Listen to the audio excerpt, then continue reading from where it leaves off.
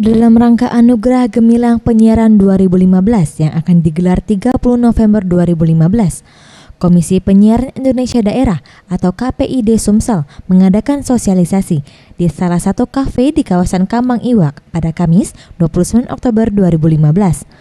Dalam sosialisasi ini, KPID Sumsel memberitahukan 5 kategori perlombaan, yaitu kategori program feature pendidikan, feature budaya, presenter talk show TV dan radio terbaik, kategori program berita TV dan radio, serta pembaca berita terbaik TV dan radio.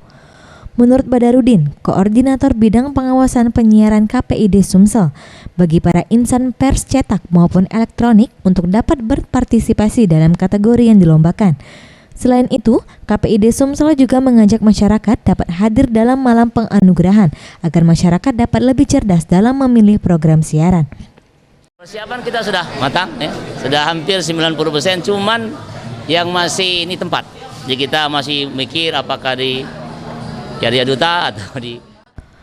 Sementara itu, Edi Purnomo, Koordinator Bidang Struktur Penyiaran KPID Sumsel mengutarakan, dalam pantauan KPID Sumsel, konten-konten televisi lokal dan radio yang ada di Sumsel telah memenuhi kriteria standar program siaran dan pedoman pelaku siaran.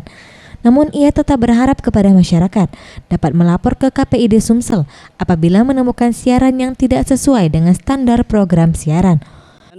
Kita juga mengharapkan partisipasi masyarakat apabila terlihat siaran-siaran yang mungkin tidak mengenakan atau